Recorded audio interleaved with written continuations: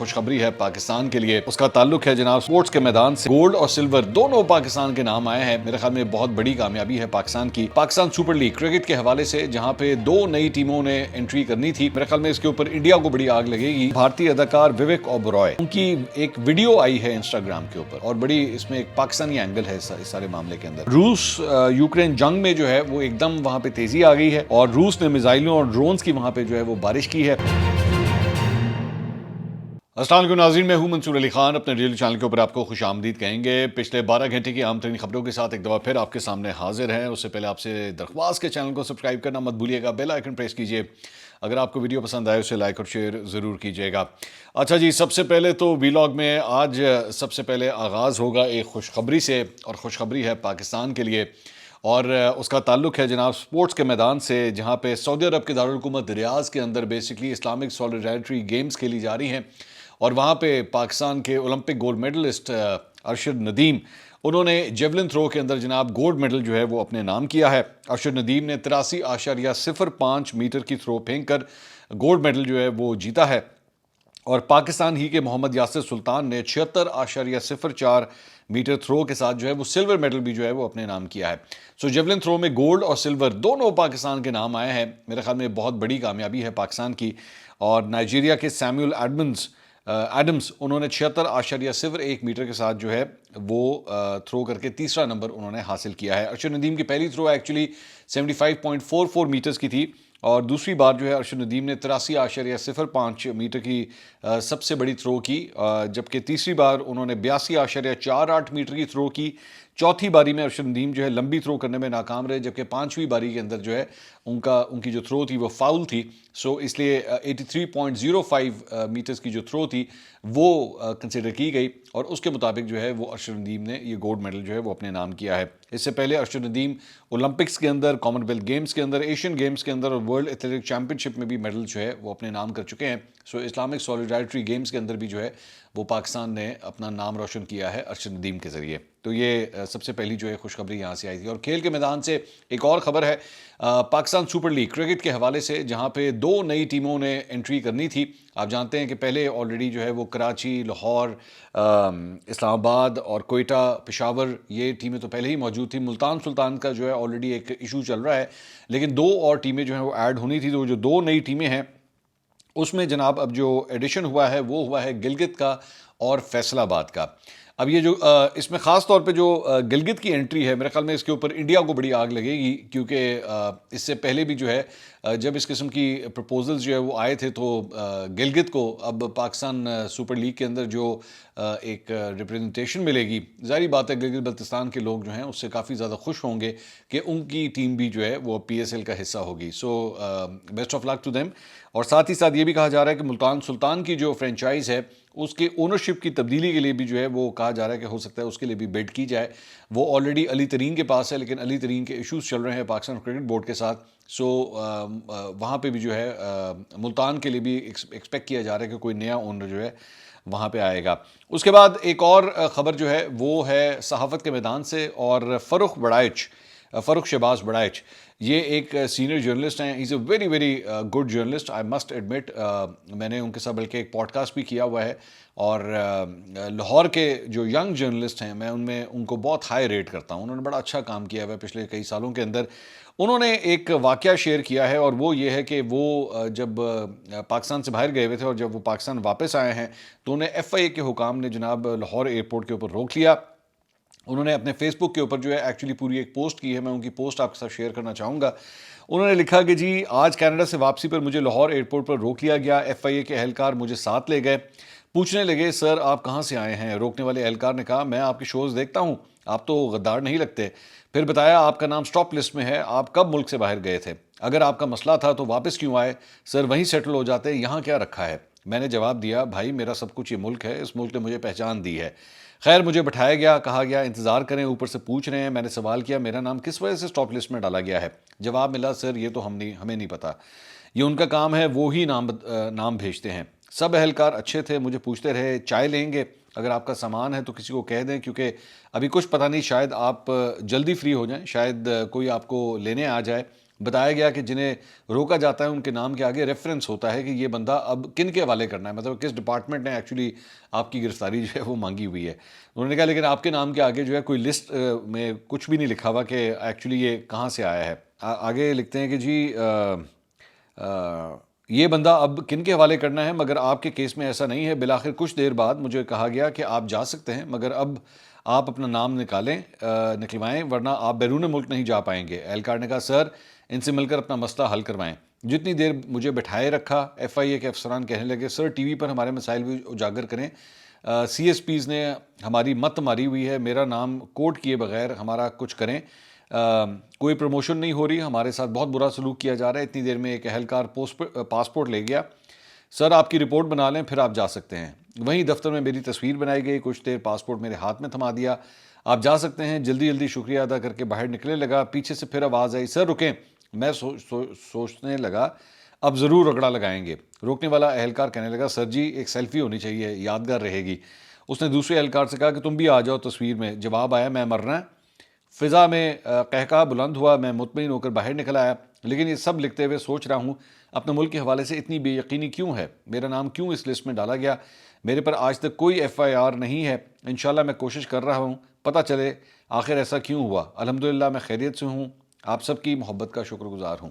So I am actually surprise کہ فروخ وڑائچ جیسے journalist کے ساتھ بھی جو ہے وہ یہ سب کچھ ہوا ہے. اور ذہن میں رکھیے گا کہ فروخ وڑائچ جو ہیں بڑے ایک بیلنسڈ اور بڑے نیوٹرل قسم کے جرنلسٹ ہیں. یہ ایسے جرنلسٹ نہیں ہیں جن کو آپ کبھی کسی سیاسی جماعت کے ساتھ جو ہے وہ اٹیچ کر پائیں یا آپ کہہ سکیں کہ جناب ان کی سمپتیز جو ہیں وہ فلاں جماعت کے ساتھ ہے. بڑا ہی زبردست قسم کا یہ کام کرتے ہیں.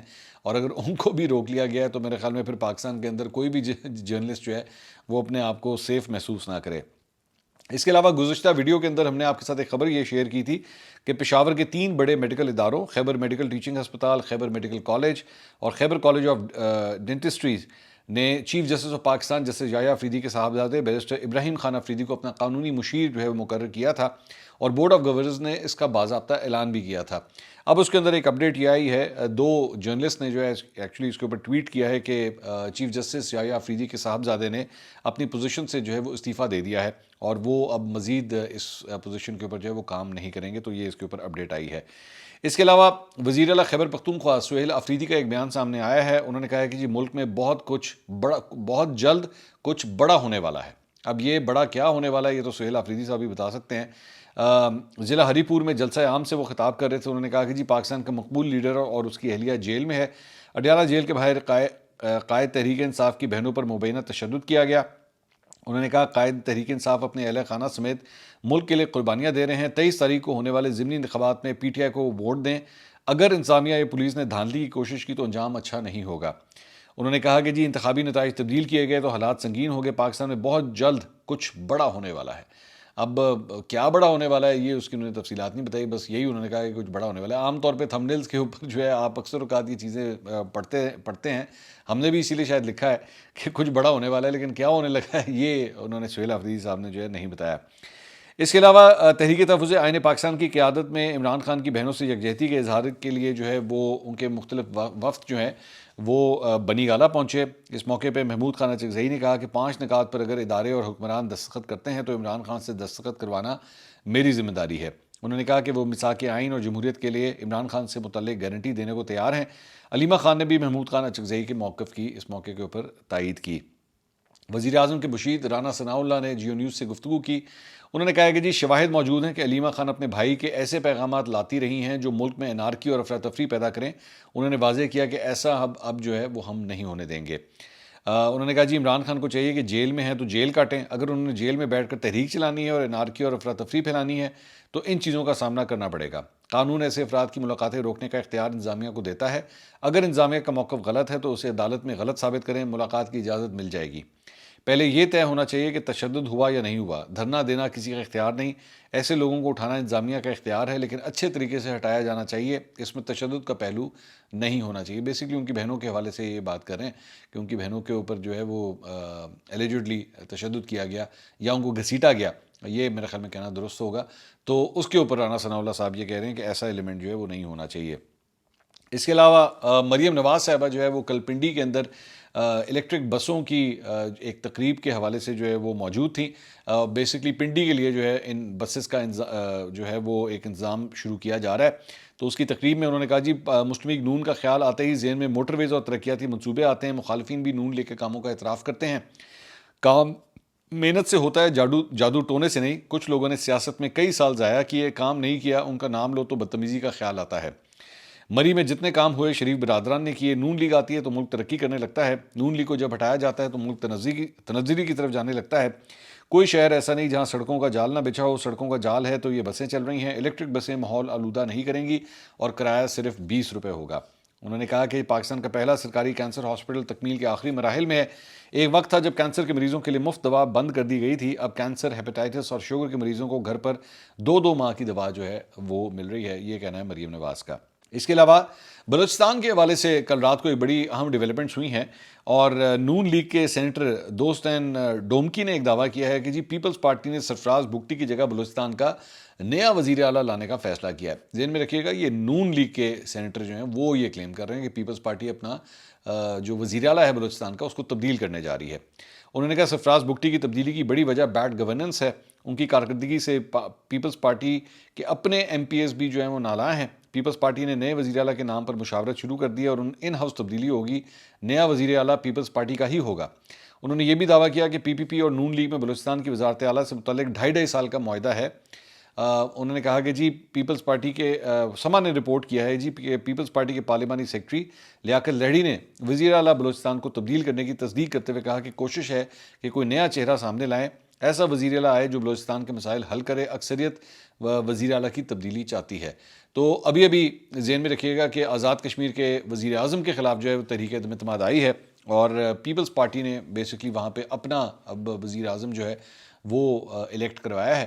اور اب اس طرح کی افواہیں آ رہی ہیں کہ جناب شاید بلوچستان کے وزیر اعلیٰ کی بھی جو ہے وہ شاید تبدیلی ہو.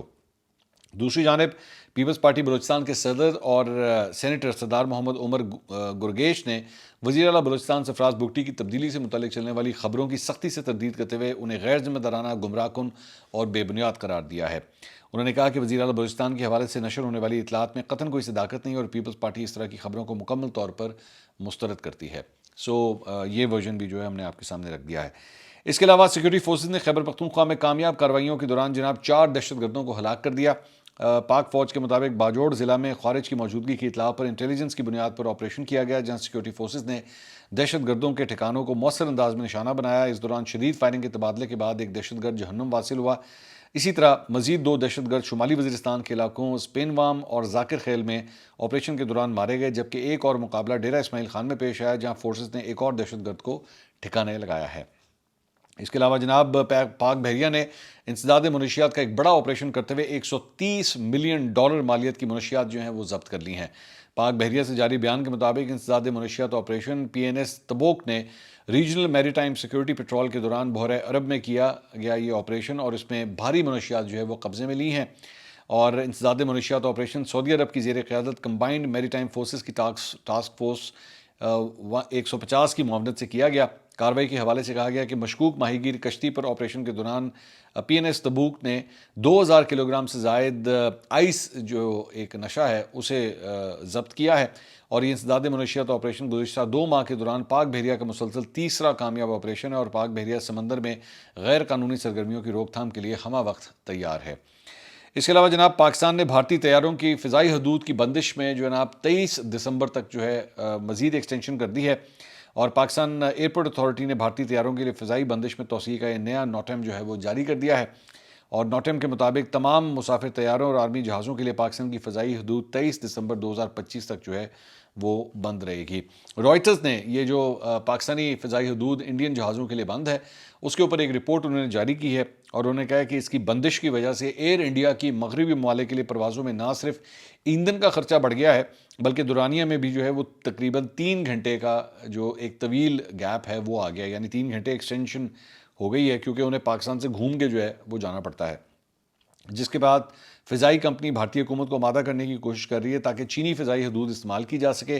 ایئر انڈیا بھارتی حکومت پر دباؤ ڈال رہی ہے کہ وہ چین کو قائل کرے کہ وہ سنکیانگ کی حساس عسکری فضائی حدود استعمال کرنے کی اجازت دے تاکہ فضائی راستے کم ہو سکیں، کیونکہ پاکستانی فضائی حدود پر بھارتی ایئر لائنس کی پروازوں پر پابندی کے باعث مالی نقصان میں جو ہے انہیں بہت زیادہ اضافہ ہو رہا ہے۔ اور یہ غیر معمولی درخواست ایسے وقت میں سامنے آئی ہے جب صرف چند ہفتے قبل بھارت اور چین کے درمیان براہ راست پروازیں 5 سال کے تعطل کے بعد دوبارہ شروع ہوئی ہیں، جو دونوں ممالک کے درمیان سرحدی جھڑپ کے سبب جو ہے وہ بند کی گئی تھیں۔ اچھا، اس کے اندر ان کی ذرا 2 نمبری دیکھیے آپ کہ ابھی ہم نے آپ کو غالباً کل ہم نے ایک ویلاگ آپ کے ساتھ شیئر کیا تھا جس میں ہم نے آپ کو بتایا تھا کہ انڈیا ٹوڈے نے ایکچولی پوری ایک خبر دی کہ پاکستان اور ٹرکی کے درمیان جو آپس میں دفاعی معاہدے ہوئے ہیں اور جس کے تحت آپس میں وہ مختلف ایکسچینجز بھی کرتے ہیں، تو ٹرکی کے حوالے سے انڈیا جو ہے وہ بڑا محتاط ہے، لیکن یہاں پہ جو چائنیز انفلوئنس رہا اس جنگ کے دوران اور جس طرح چائنیز جہازوں کا استعمال کیا گیا پاکستان کی جانب سے جس کے ذریعے ایکچولی ان کے جہاز گرائے گئے، چائنا کے آگے جو ہے وہ کچھ نہیں بولتے، ان کے ساتھ اپنی فلائٹ آپریشنز کا بھی آغاز کر دیا ہے، ان کے ساتھ سب کچھ ٹھیک ہے کیونکہ ہمت نہیں ہوتی، ان کے آگے بولنے کی ہمت نہیں ہوتی، ان کو پتہ ہے بہت بڑا ملک ہے، سپر پاور ہے، اس کے آگے جو ہے آواز نہیں نکلتی۔ یہ ان کی 2 نمبری ہے۔ اس کے علاوہ پاکستان سے تعلقات کشیدہ ہونے کے بعد جناب افغانستان نے بھارت کے ساتھ جو ہے وہ مزید تجارتی روابط جو ہے وہ بڑھانے شروع کر دیے ہیں، اور اس سلسلے میں افغانستان کے قائم مقام وزیر تجارت الحاج نور الدین عزیزی وہ جناب اب بھارت پہنچ گئے ہیں۔ پہلے ان کے جو وزیر خارجہ تھے وہ پہنچے تھے، اب یہ وزیر تجارت بھی جو ہے وہ انڈیا پہنچ گیا ہے، اور افغان وزارت تجارت کے مطابق نور الدین عزیزی بھارتی وزیر تجارت اور وزیر خزانہ سے ملاقات کے ساتھ بھارتی تاجروں اور سرمایہ کاروں سے بھی ملاقات کریں گے، اور ترجمان بھارتی وزارت خارجہ کا کہنا ہے کہ افغان وزیر تجارت کے دورے کا اہم مقصد 2 طرفہ تجارتی اور سرمایہ کاری تعلقات جو ہے انہیں فروغ دینا ہے۔ ذہن میں رکھیے گا کہ پچھلے کئی دنوں سے جو ہے وہ پاکستان افغان بارڈر جو ہے وہ بند ہے، اور اس کی وجہ سے بالکل ایکسپورٹ امپورٹس جو ہیں وہ بالکل دونوں ملکوں کے درمیان جو ہے وہ بند ہوئی ہوئی ہیں، تو یہاں پہ اب وہ انڈیا کے ساتھ اپنی تجارت بڑھانے کے اوپر جو ہے وہ غور کر رہے ہیں۔ اس کے علاوہ ایک بڑی انٹرسٹنگ جو ہے وہ خبر سامنے آئی ہے، اور وہ ہے بھارتی اداکار وویک اوبرائے۔ یہ وویک اوبرائے جو ہے وہ ذہن میں رکھے، یہ ان کی زیادہ ویسے وجہ شہرت جو ہے وہ سلمان خان سے ان کی جو لڑائی ہوئی تھی وہ ایک بہت بڑی وجہ شہرت ہے، لیکن ان کی ایک ویڈیو آئی ہے انسٹاگرام کے اوپر، اور بڑی اس میں ایک پاکستانی اینگل ہے اس سارے معاملے کے اندر۔ ہوا کیا کہ ان کا ایک بڑا مشہور گانا ہے تیرے لیے، بن کے دیوانہ جھوموں تیرے لیے، سم تھنگ، اس کے ورڈنگز کچھ اس طرح کے مجھے صحیح طرح نہیں آتے، لیکن وہ بیسیکلی وہ گانا جو ہے وہ عاطف اسلم نے گایا تھا، پاکستانی گلوکار عاطف اسلم نے بیسیکلی وہ گانا گایا تھا، بڑا ہٹ گانا ہوا تھا وہ، لیکن اس کو جو کوریوگراف کیا گیا تھا، جو شوٹ کیا گیا تھا، وہ وویک اوبرائے کے اوپر جو ہے وہ شوٹ کیا گیا تھا۔ تو اپنی اس ویڈیو کے اندر جو ہے وہ 2010 کے اندر یہ فلم آئی تھی پرنس، اس کا یہ گانا تھا کہ تیرے لیے، تو اس کو سنتے ہوئے اور گنگناتے ہوئے جو ہے اس ویڈیو کے اندر وہ دیکھے جا سکتے ہیں، اور اس ویڈیو کے اندر وہ کہتے ہیں کہ یہ گانا جو ہے وہ مجھے بڑا پسند ہے، اور میں یہ گانا ایک جادو ہے جو کسی بھی وقت اور کسی بھی جگہ جو ہے انہیں جھومنے کے اوپر جو ہے مجبور کر دیتا ہے، مطلب گانے کی بڑی تعریف کر رہے تھے۔ تو انہوں نے اپنے مداحوں کو جو ہے مخاطب کرتے ہوئے کہا کہ جی آپ لوگ بھی جو ہے وہ یہ گانا گا کے جو اپنی ویڈیوز میرے ساتھ شیئر کریں، اور میں اسے جو ہے وہ سننا چاہوں گا۔ انٹرسٹنگ بات یہ ہے کہ اس پوسٹ کے کیپشنز میں جو ٹیگز کیے گئے تھے، مطلب مختلف جن لوگوں کو انہوں نے ٹیگ کیا تھا، اس میں انہوں نے شرییا گھوشال جو بیسکلی اس میں فیمیل سنگر تھیں ان کو ٹیگ کیا ہوا تھا، اس کے علاوہ اور بھی لوگ جو اس گانے سے منسلک تھے ان کو ٹیگ کیا تھا، لیکن اصل جو سنگر تھا عاطف اسلم اس کو ٹیگ نہیں کیا۔ تو مطلب کس حد تک نفرت ہے ان کے دلوں کے اندر کہ جو مین گلوکار ہے گانا پسند ہے، باقی سب پسند ہے، اپنی جو فیمیل سنگر ہے وہ پسند ہے، لیکن اصل جو میل سنگر ہے جس نے ایکچولی یہ گانا گایا تھا، جس کو کریڈٹ کے اوپر یہ گانا جاتا ہے عاطف اسلم کو، اس کی تعریف نہیں کر پائے۔ کتنا چھوٹا دل ہے ان لوگوں کا، کتنا چھوٹا دل ہے۔ تو میرے خیال میں اس میں سے کبھی یہ باہر نکل بھی نہیں سکتے۔ اس کے علاوہ جناب یہ ایک ویڈیو جو ہے وہ سامنے آئی ہے، وہ آپ کو دکھانی ہے۔ یہ بھارتی ریاست کیرلا کی ایک ویڈیو ہے جس میں ایک کار زیر تعمیر پل کے 2 حصوں کے درمیان جو ہے عمودی حالت کے اندر پھنس گئی، اور حادثے میں البتہ کوئی جانی نقصان جو ہے وہ نہیں ہوا، لیکن خوفناک قسم کی ویڈیو ہے کہ یہ گاڑی جو ہے وہ کس طرح وہاں پہ پھنس گئی۔ اس ویڈیو میں ریسکیو آپریشن کے دوران ایک کرین کی مدد سے کار کو اس دراڑ سے باہر نکالتے ہوئے جو ہے وہ دیکھا گیا ہے۔ تو یہ ایک شاکنگ ویڈیو تھی، ہم نے سوچا یہ بھی آپ کے ساتھ شیئر کریں۔ گزشتہ ماہ بھی ایک ویڈیو سوشل میڈیا کے اوپر وائرل ہوئی تھی جس میں ایک کرین کو سورت کے علاقے میں دمس بیچ کی ریت میں پھنسی سرخ مرسیڈیز سیڈان کو نکالتے ہوئے جو ہے وہ دیکھا گیا، اور اگرچہ بیچ پر گاڑیوں کے داخلے پر سخت پابندی ہے، لیکن پھر بھی ایک شخص اپنی مہنگی مرسیڈیز ساحل پر لے گیا اور مبینہ طور پر ایک ریل بنانے کی کوشش کے دوران جو ہے وہ گاڑی نرم ریت کے اندر جو ہے وہ دھنس گئی تھی۔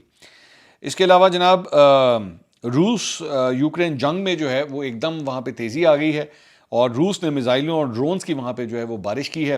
روسی میزائل حملوں سے یوکرین کے رہائشی علاقوں میں شدید تباہی اور آگ بھڑک اٹھی۔ روس نے یوکرین کے 153 علاقوں پر حملے کیے ہیں جن میں 19 افراد ہلاک اور 66 زخمی ہوئے ہیں۔ خارکیف سمیت کئی شہروں میں ڈرون حملوں کے بعد ہلاکتوں کی تعداد بڑھ گئی ہے۔ یوکرینی حکام کے مطابق روسی حملوں نے بجلی تنصیبات کو شدید نقصان پہنچایا، متعدد علاقوں میں بجلی کا نظام متاثر ہوا ہے۔ روسی حملوں سے رہائشی عمارتوں، ایک سکول، سپر مارکیٹ اور ایک ایمبولینس کو بھی نقصان پہنچا ہے۔ زیلنسکی نے عالمی برادری سے مزید فضائی دفاعی نظام فراہم کرنے کی اپیل کی ہے۔ ایئر فورس کے مطابق روس نے یوکرین کے اوپر 476 ڈرون اور 48 میزائل جو ہیں وہ داغے ہیں، جن میں 47 کروز میزائل اور ایک بیلسٹک میزائل بھی جو ہے وہ شامل ہے۔ اور ایئر فورس کے مطابق روس نے صدر زیلنسکی نے کہا ہے کہ جی شہریوں پر حملے ظاہر کرتے ہیں کہ روس پر عالمی ممالک کا دباؤ ناکافی ہے۔ تو یہ جناب اب تک کی اپڈیٹس تھیں۔ اگلی ویڈیو میں آپ سے دوبارہ ملاقات ہوگی۔ اللہ حافظ۔